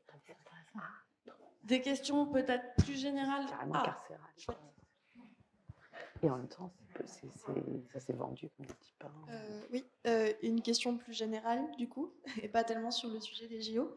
Mais vous parlez beaucoup toutes les deux du fait qu'un cas d'étude en architecture puisse être l'occasion de faire des enquêtes plus larges sur des sujets qui dépassent un peu l'architecture, qui sont aussi des sujets sociaux ou culturels généraux. Et vous faites aussi le choix de venir parler aujourd'hui devant des étudiants et des étudiantes. J'aimerais savoir si pour vous la question de l'enseignement en architecture est un sujet d'intérêt, que ce soit un sujet d'intérêt professionnel ou personnel. Est-ce que c'est un sujet qui vous paraît intéressant? Est-ce que c'est quelque chose qui vous questionne aussi, personnellement ou professionnellement? Tu as quelque chose à me dire? Alors, non, ma réponse ne va pas être géniale. C'est parce que oui, ça m'intéresse. Et je suis, disons que je lis un peu, je suis, mais plutôt comme citoyenne, enfin, je suis de loin en lisant les comptes rendus, un peu les mouvements qui agitent le milieu des écoles d'archi. J'ai fait quelques articles, je me suis rendue à quelques manifs quand il y a eu voilà, des mobilisations il y a 1 ou 2 ans, mais à vrai dire, c'est vrai que j'ai pas tellement le temps. Et puis, en fait, c'est plutôt pris en charge par les journalistes. On a toute une rubrique campus. Et voilà, ça ne veut pas dire que je ne vais pas m'y intéresser. Si vous avez envie de me raconter des choses, je pourrais m'en emparer. C'est juste qu'à un moment, je suis toute seule sur cette rubrique et c'est un tout petit peu à la frontière. Voilà. Après, il y a les frontières, je les passe, je reviens. Et j'ai bien conscience qu'il y a beaucoup d'enjeux. Voilà, ça m'intéresserait même d'échanger avec vous. Mais je ne me suis pas impliquée beaucoup directement jusqu'à présent. Du coup, j'avais une question un peu dans le même sens, qui est que, je peux me tromper, mais j'ai le sentiment qu'on parle des écoles d'architecture, qu'on parle peu des écoles d'architecture dans la presse non spécialisée. C'est principalement pour l'enthousiasme de la presse locale pour des projets d'étudiants et depuis 2020 sur les questions de mauvaise santé des étudiants en architecture. Et pourtant, c'est ici qu'on forme les professionnels de l'écologie de demain, enfin, parmi des professionnels, pas tous, mais on en forme pas mal. Et du coup, je voulais savoir, est-ce que pour vous, enquêter sur la pédagogie des écoles et l'apprentissage de l'écologie pour comprendre et anticiper le monde de demain, ça pourrait vous sembler être un sujet pertinent? Et est-ce que, selon vous, ça pourrait être une possible façon, par exemple, de nous confronter et de forcer les écoles à prendre du recul sur ce sujet? Je vais vous répondre par peut-être quelque chose d'un tout petit peu précis, mais c'est vrai que vous avez probablement entendu parler du collectif Encore de Anna Schaffer. En fait, elle et donc son associé et compagnon Julien, ils enseignent depuis, je crois que c'est la première année, ils enseignent à l'EPFL, je crois que c'est l'EPFL, enfin, je ne sais plus si c'est Zurich ou Lausanne, enfin bon, ils sont dans une des deux. Et eux, comment ? Et eux, en fait, bon, ils sont géniaux, hein, et là, pour l'enseignement, ils ont fait quelque chose d'extraordinaire, comme ils font dès qu'ils touchent à quoi que ce soit. C'est-à-dire qu'en fait, ils ont fait venir leurs étudiants de Lausanne ou de Zurich, je ne sais plus lequel des deux, mais ils les ont fait venir dans le Béarn, donc dans leur agence en résidence, en fait, pendant au moins 2 mois, je crois, pour concevoir collectivement un projet dans le Béarn où ils travaillent. Donc, c'est des architectes en fait qui se sont établis là-bas et qui travaillent à réparer les villages, en gros, pour essayer de revitaliser voilà, le tissu des villages dans le Béarn et le Pays Basque essentiellement.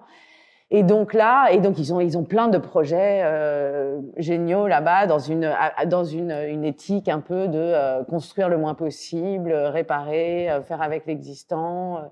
Et puis même, c'est tout un écosystème en fait qui forme avec des paysans, des artistes, des chamans, toutes sortes de gens. Et donc là, ils ont fait venir ces étudiants, ils ont travaillé ensemble, ils les ont fait travailler sur ce projet concrètement, et au deuxième semestre, ils les ont fait revenir pour une deuxième phase du projet. Et ça, je trouve ça absolument extraordinaire. Et en fait, je voulais y aller pour faire un reportage. Et c'est un peu en cours et je ne sais pas si ça va se faire ou pas. Mais ça, par exemple, ça me paraissait un truc génial à raconter. Et bon, après, je ne sais pas si j'ai raté le coche. C'était un projet de le faire. Mais sinon, j'irai peut-être l'année prochaine.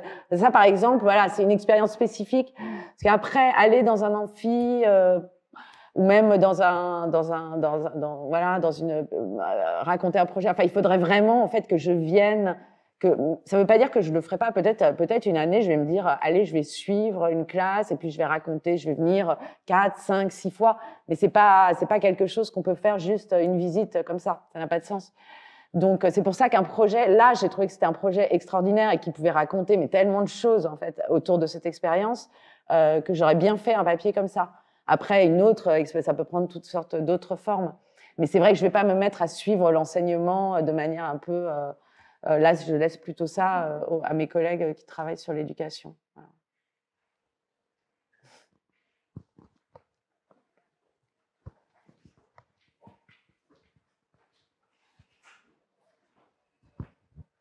Bonsoir, Larbi Meroum, je viens d'Alger. Vous avez promis que j'y serais. Donc, moi, mon ADN, c'est Alger. Donc, Alger, c'est Pouillon, c'est la Caspa, c'est l'aérohabitat.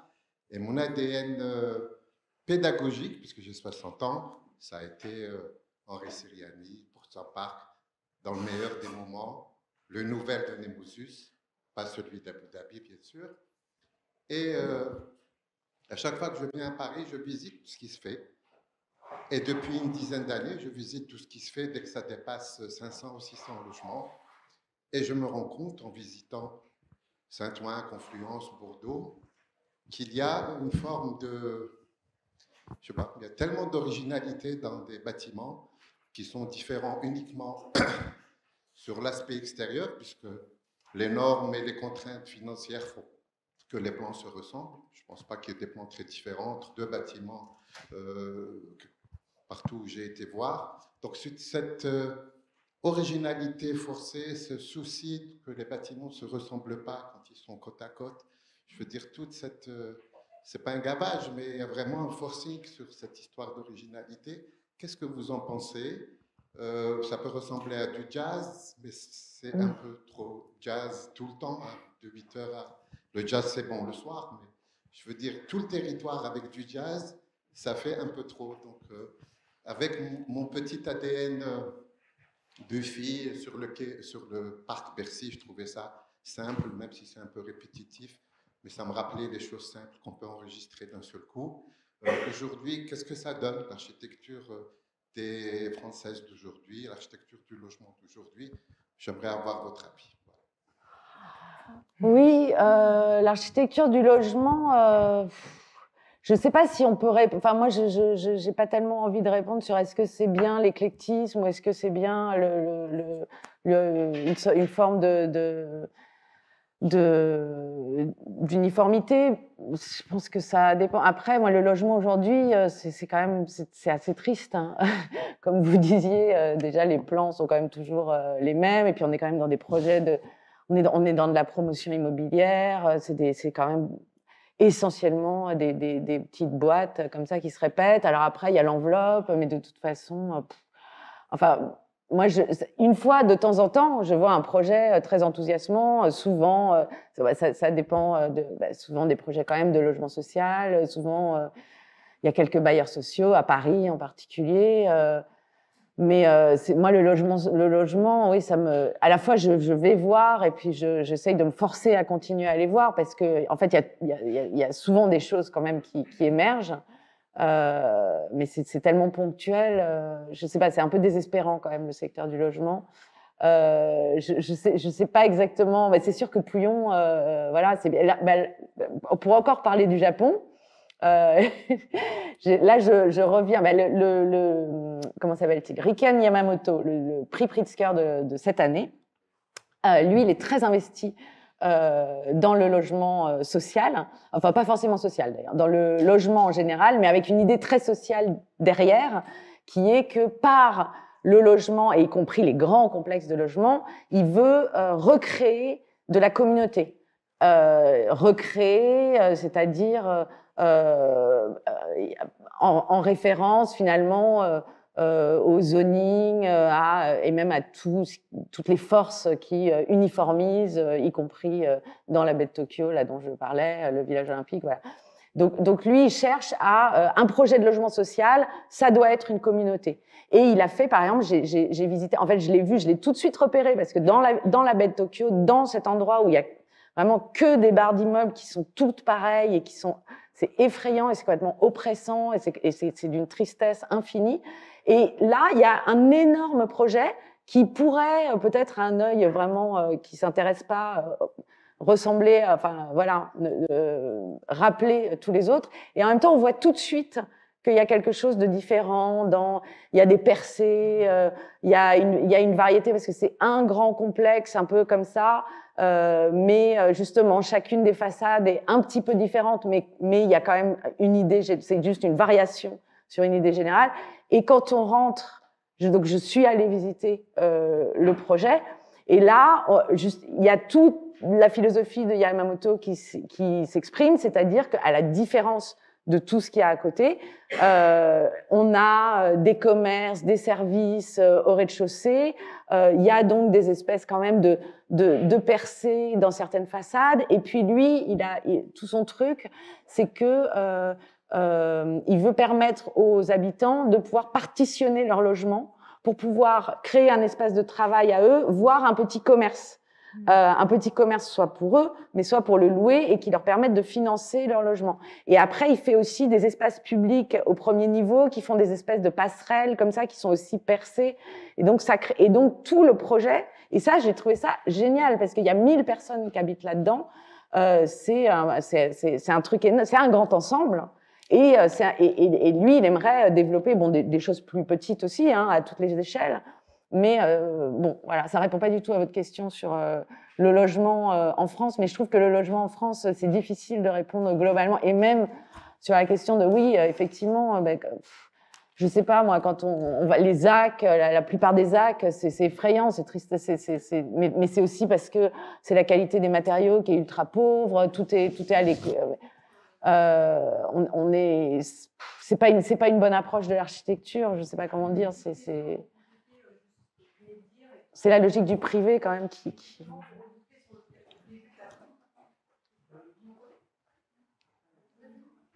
Là, on entend. Oui.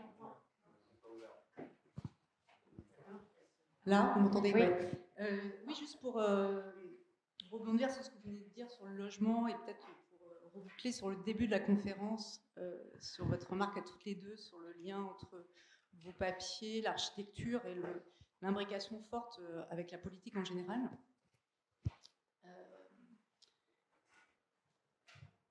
Je me pose la question si le cadre dans lequel travaille l'architecte aujourd'hui fait l'objet d'une enquête de votre part. Et en particulier, je me pose la question de la manière dont la loi Elan, qui a marqué un virage dans la production de logements en France en 2018, a été traitée dans les médias, a été anticipée à l'époque, donc ça fait aujourd'hui 7 ans, que la production du logement en France, qui était le fleuron de la production architecturale française, et surtout des grandes villes, je dirais Paris, Bordeaux, Nantes, en France et à l'international. A donc été le processus de fabrication de ces logements qui étaient donc soumis, qui étaient essentiellement donc fabriqués avec des maîtres d'ouvrage qui étaient compétents, qui avaient des structures pour fabriquer du logement à long terme, puisqu'après ils en avaient la charge de l'exploitation en termes de loyer, en tant que bailleur en fait, que cette production de logement ait donc été passée avec la loi Elan entre les mains du privé, sans être, il me semble, avoir été très couvert par les médias. Moi, je me rappelle de manifestations, on était 4-5 de Malaquais à être avec droit au logement, à manifester contre la loi Elan. Et donc cette loi Elan, donc en 2 mots, ne rend plus obligatoire la production de concours d'architectes pour la fabrication de logements en France. Et il y a donc une passation de responsabilité en termes de fabrication, puisque ce sont donc les promoteurs qui ont pris le relais de la fabrication de logements, qui les fabriquent, qui ont, eux, donc une visée court-termiste, puisqu'ils les fabriquent pour les revendre à des bailleurs, qui ont ensuite, après, la charge et l'entretien. Et il me semble que ça a été le virage en termes de production, quand on parle de la qualité des plans et le fait que, pour reprendre ce que disait mon interlocuteur derrière, sur le fait que les architectes s'acharnent un peu sur des gesticulations de façade. Alors évidemment, c'est ce qui a transformé de façon générale, je voudrais juste préciser ça, qu'il y a évidemment encore des opérations tout à fait exceptionnelles, malgré ce cadre-là qui émerge. Et voilà, et on en est super fiers, mais que quelque part, oui, la manière dont, si je formulerais de façon assez courte, résumer mon intervention, c'est l'architecte est un maillon d'une longue chaîne de fabrication, qu'elle soit politique et dans un cadre de maîtrise d'ouvrage évidemment puissante, commerciale aujourd'hui.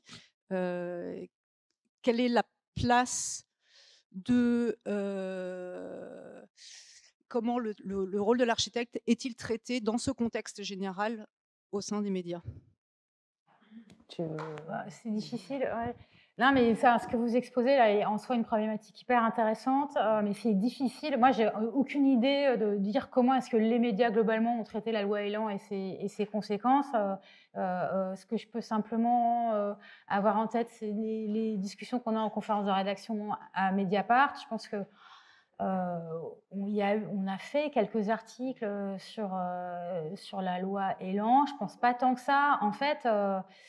Nous, on est une petite rédaction, on n'a personne qui est spécialisé en architecture et donc, voilà, ça fait partie des sujets sans doute qu'on a dû sous-traiter. Par exemple, si je parle juste de nous, par, je pense, manque de connaissances, manque de connexion avec ce milieu professionnel. Et typiquement, c'est vrai que voilà, c'est le logement. En tout cas, c'est vrai que nous, au journal, pour résumer, quand on traite du logement, c'est plutôt la question du mal logement, c'est plus l'aspect social. Voilà, droit au logement, les villes qui respectent ou pas les quotas de logements sociaux. C'est vrai que c'est plutôt par l'aspect social que par l'intérieur, quoi, la dimension professionnelle, mais qui est hyper. Enfin, ce que vous dites est passionnant, hein. Mais c'est vrai qu'on est, voilà, je pense, de ce point de vue-là, un peu extérieur en fait. Et c'est un peu la même, c'est un peu la même chose que pour les questions posées sur les écoles d'architectes. Oui, effectivement, et les formations en architecture, qui moi je vous suis complètement, c'est fondamental puisque si on reprend l'enjeu écologique, la réduction des gaz à effet de serre, les économies de matériaux, c'est fondamental la formation. Il faut manifestement changer assez fondamentalement, assez radicalement la manière dont on construit. Donc forcément, le moment de la formation est essentiel. Mais pour autant, nous, au journal, je ne suis pas sûre, à Mediapart, je ne suis pas sûre qu'on ait publié d'articles là-dessus. parce que ouais, on est un peu, on est un peu extérieur, quoi, à ce monde-là. Je pense que vous, c'est différent. Moi, j'ai écrit plusieurs articles, je pense au moins un, mais je pense plusieurs en fait. J'ai vraiment suivi la loi Elan au moment où et j'avais conscience de ces enjeux et on a publié des tribunes. On a quand même été assez présents. Après, dans le reste de la presse, je sais pas trop. Je pense que c'est comme toutes les questions d'architecture. Je pense que ça a certainement été très peu traité. Et puis bon, nous après aussi, on l'a traité sur le moment. Après, j'y suis revenue. Hein. C'est quand même quelque chose qui est dans mon voilà, c'est un jalon, hein, ça c'est sûr. Mais après, c'est vraiment un jalon, je pense, la loi Elan, parce que voilà, en 1977, il y a la loi sur l'architecture qui tout d'un coup fait de l'architecture non seulement un sujet de société, mais d'intérêt général. Enfin, je crois que c'est comme ça que c'est formulé, et qui ouvre, voilà, qui ouvre tout d'un coup cette période un peu bénie pour l'architecture et pour les architectes en France en particulier, que sont voilà, les années 80, la commande publique florissante, Mitterrand, les grands travaux, les architectes stars. Voilà, c'était quand même, ça c'était voilà, c'est ce que mon prédécesseur Frédéric a couvert. C'était quand même une période très enthousiasmante à la fois pour les architectes et pour ceux qui en étaient qui étaient les témoins de l'architecture. Et puis voilà, depuis, j'ai pas complètement toutes les données, mais disons que depuis le 21e siècle, on est sur une dynamique complètement inverse où le rôle de l'architecte dans la société, mais aussi la manière, voilà, mais ça va avec les lois n'ont cessé, les réglementations n'ont cessé de rogner depuis le pouvoir, l'influence, le rôle symbolique de l'architecture, à mesure d'ailleurs que la commande publique, enfin l'argent public se réduisait et qu'on passait à la commande privée. Donc la loi Elan, là-dedans, effectivement, je pense, a été un vrai moment et qui, je sais pas, peut-être un tournant, je n'ai pas complètement la vision, mais aujourd'hui, il y a l'intelligence artificielle qui arrive. Enfin, ça ne fait que... mais là où je veux en venir, c'est que oui, c'était un mouvement... un moment voilà, un peu dramatique pour l'architecture. Je pense que ça ne fait qu'empirer depuis. Et moi, j'ai quand même envie de dire quelque chose qui vient de mon expérience dans le cinéma, parce que en fait, pour moi, c'est quand même une grande force. Ça, on peut considérer évidemment que c'est une faiblesse, hein, d'arriver dans un secteur où on n'est pas tout à fait expert, mais c'est aussi une force et une richesse d'être venu d'ailleurs, parce que finalement on a connu un autre milieu et d'autres manières de faire et de voir les choses. Et donc ça vaut aussi bien quand même pour l'approche critique qui m'a... Voilà, en venant du cinéma, on a quand même, dans le cinéma, quand on est critique de cinéma, on a une liberté absolue, quoi, par rapport à l'expression critique, qui est quelque chose qui me porte beaucoup en architecture, parce que c'est pas... Il y a plus de critiques d'architecture en France. Franchement, ça n'existe plus, quoi. Il y a y compris dans les revues spécialisées, il y a des descriptions de projets, mais franchement, il y a pas ça, hein, c'est terminé. Et non, mais ce que je voulais dire, donc ça, c'était juste pour quelque chose qui me semblait intéressant à dire, parce qu'on avait vaguement parlé avec Soline quand on avait préparé. Et donc, pour moi, cette formation, cette espèce d'enracinement que j'ai dans une culture critique forte, je trouve que c'est quelque chose qui est important. Mais il y a autre chose, voilà, que je voudrais dire aux étudiants là, en futurs architectes que vous êtes, c'est le cinéma. Moi, enfin, il y a quelque chose. C'est un milieu où il y a un esprit de corps. Et il y a un esprit il y a des mobilisations dans le cinéma. Les gens, les professionnels du cinéma, les professionnels de la profession, comme certains ont pu les appeler avec une forme d'ironie, mais sont capables de se mobiliser pour faire valoir leurs droits et pour garder une position et pour garder une forme d'influence et puis de puissance, quoi. Et en architecture, je constate au contraire que c'est une profession qui est complètement atomisée, où tout le monde se plaint en permanence justement de la perte d'influence des architectes, du manque de respect, etc. Mais il y a malheureusement, je trouve ça regrettable. Je trouve que si bon voilà, si un conseil que je peux vous donner, je trouve que ça mériterait de créer des collectifs, de se mobiliser et de faire entendre des voix, et que ce soit pas juste Jean Nouvel qui tous les 4 ans fasse une tribune voilà, sans même savoir ce qu'il raconte. Enfin voilà, ça vaut le coup de se défendre, mais pour avoir une force, il faut être dans le collectif. Bon, il me semble on est passé à travers le discours des architectes grâce à vos témoignages pour atterrir sur des conditions concrètes de production de l'architecture, le rôle, la fonction de l'architecte dans sa dimension réelle, qui est parfois dans un grand écart par rapport au discours, et avec ce que les étudiants ont dit, aussi une attention aux conditions de reproduction de ce métier, dans la vie des écoles. Donc peut-être qu'on se laisse avec ce travail commun à faire qui témoigne de l'importance de ce que vous faites pour notre monde, et c'est notre manière de vous remercier pour votre intelligence, votre générosité, et pour être venu ce soir à partager avec nous ce que vous faites. Merci beaucoup et merci à vous tous et toutes.